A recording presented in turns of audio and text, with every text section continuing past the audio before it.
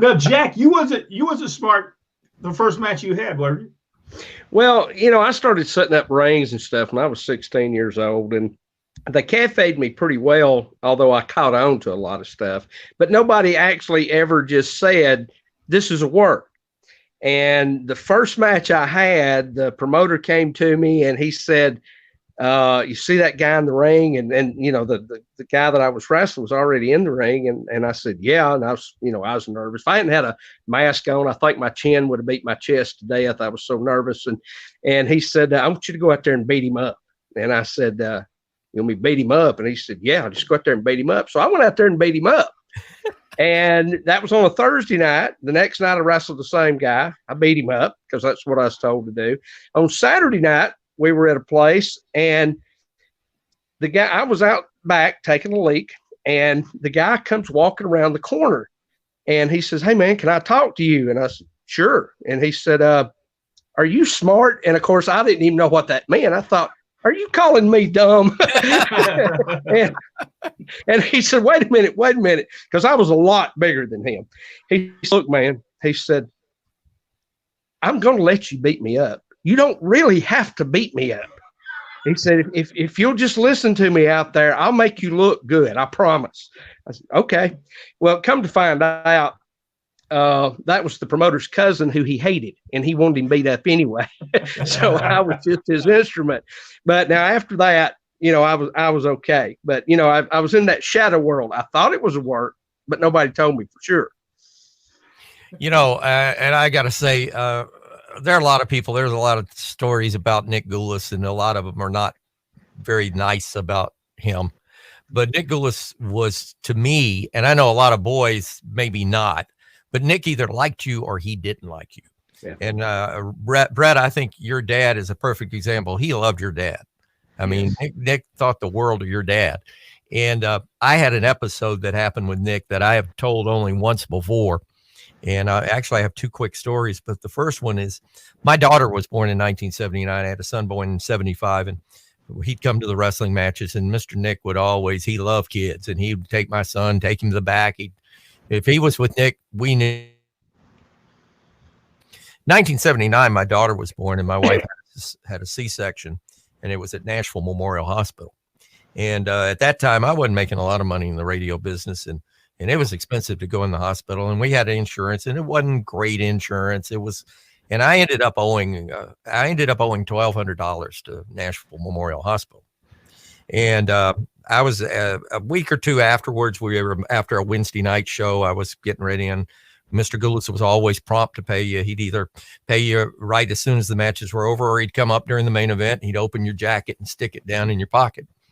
And I finished the match, and George was he had been in the match, and it was getting ready. We were getting ready to go home. And George says, you okay? Everything okay? I said, yeah. I said, I'm okay. I said, I'm just having, I'm having to save up money. I said, I've got to pay my hospital bill for the baby. I said, I got to get it paid out. And I'd worked out a deal where I was going to pay the hospital $100 a month for the next 12 months. Well, this was on a Wednesday night.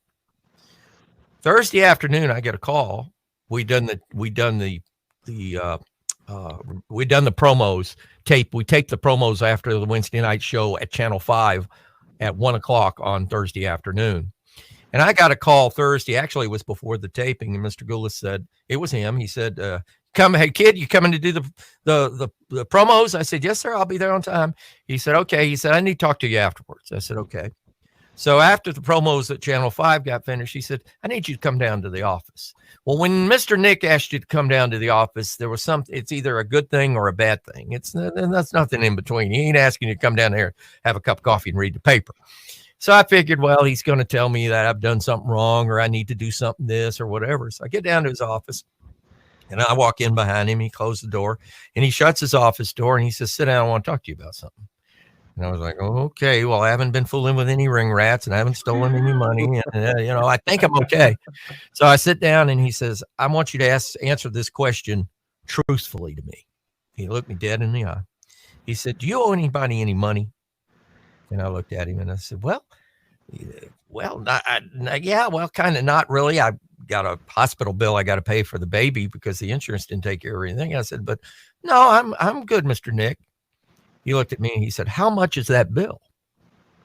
I looked at him. I said, "Well, I've got to paying him $100 a month. It's $1,200, but I'm paying him $100 a month, and I'm taking care of it. I'm good."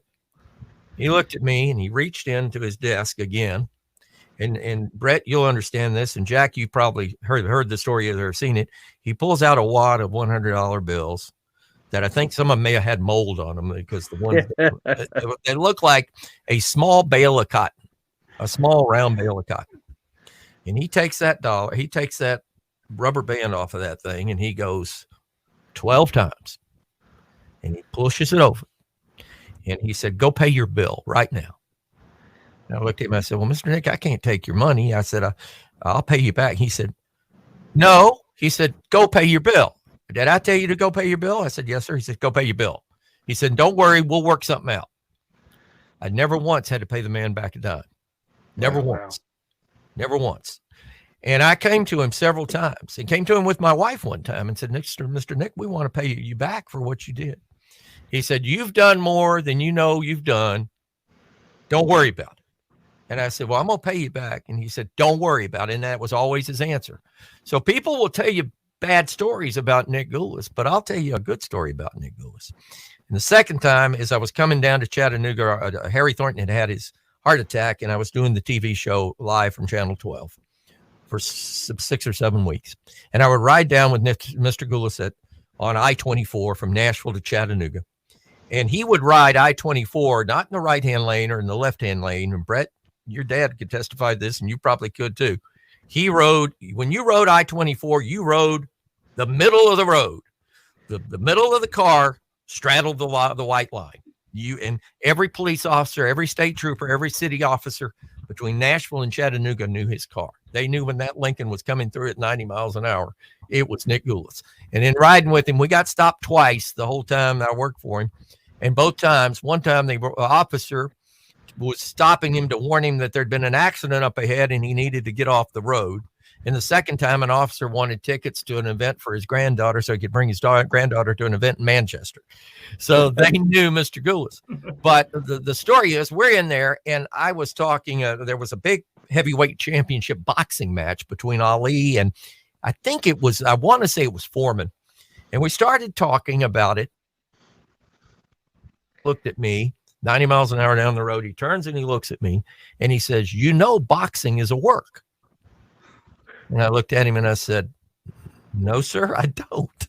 And he said, "Michael," he said, "it's not like wrestling where everybody has their job." He says, it's the big money thing that involves the TV, that involves the cable companies, that involves what was just starting out as pay-per-view. He says they're going to work it to where they're going to build the biggest match to get the most money.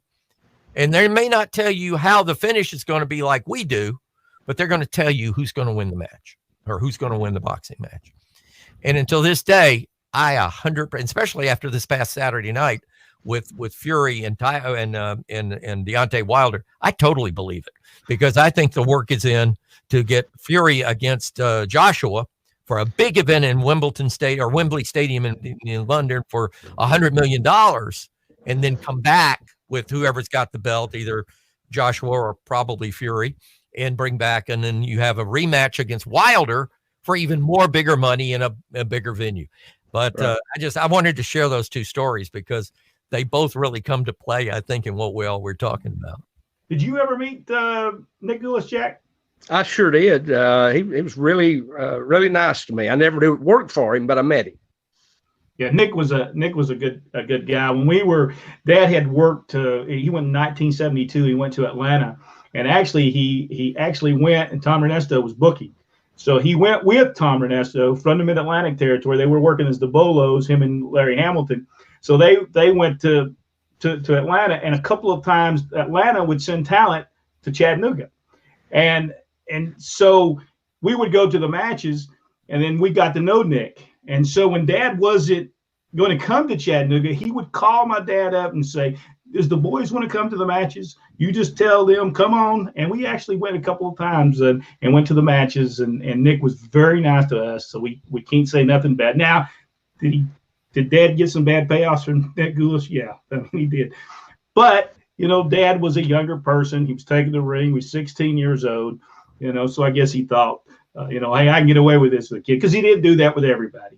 But I remember one of the biggest things, Dad, when he was booking Chattanooga for a while, he had a big Nick Gulas memorial show, not a memorial show, but they were just showing the respect to Nick Gulas, and they had George was on the show, Tojo, Crazy Luke Graham, a bunch of the older guys. Dad brought them in, they had elimination, and Nick always would say this to us: "I started your daddy. I started your daddy," which he did have a part in it, but it was really Jimmy Dykes that started my dad. But he'd always say that. So on that show that night, we come up and he wants to see us, and he actually hugged us, which I was very surprised about that.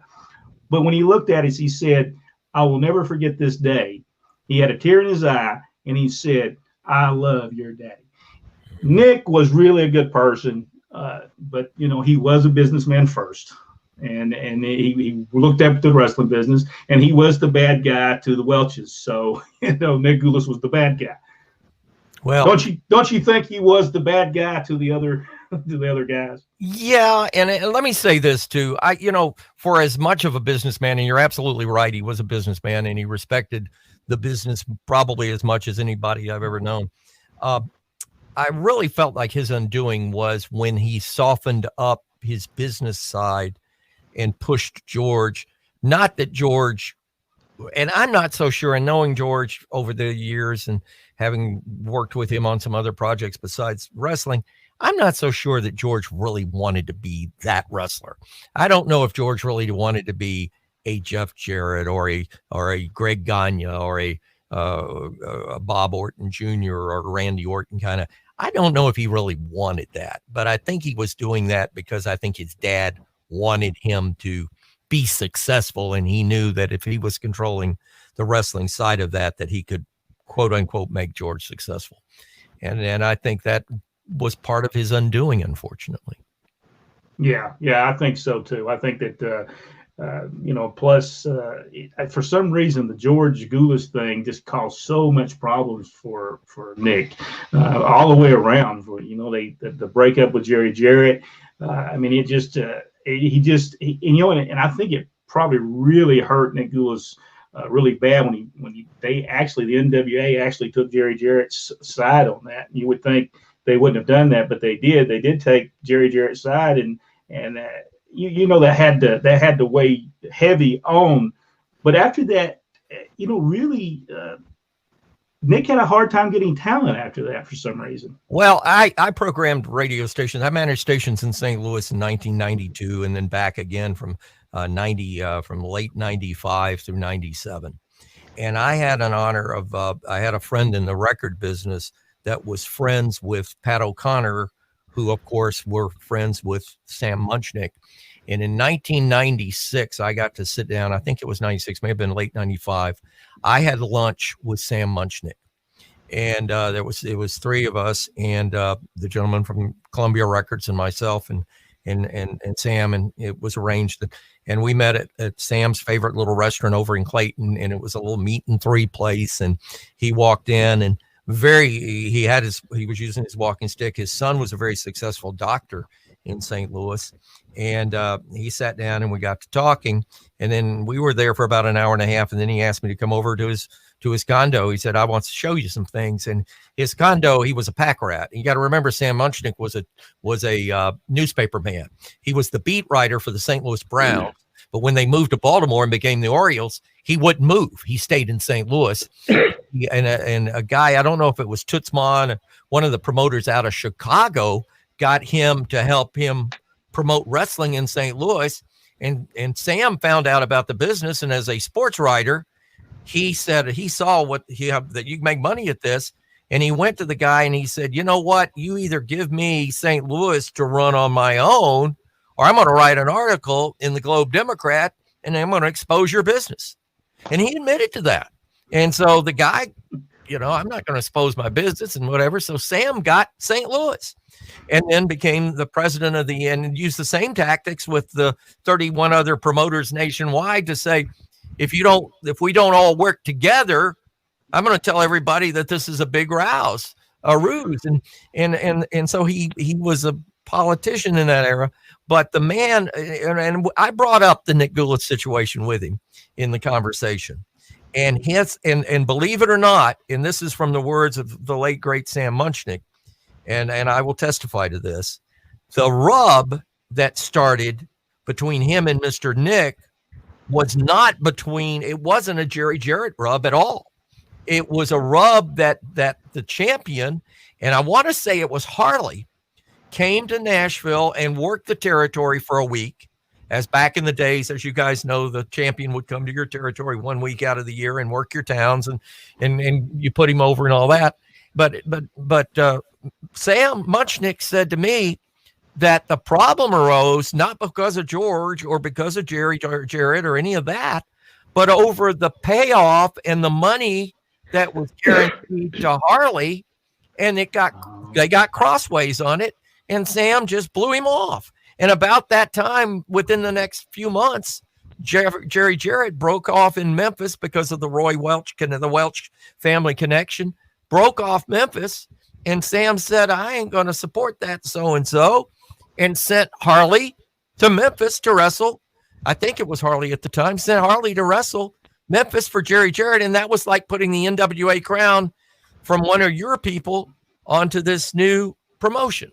And that's how that was the story Sam Munchnick told me.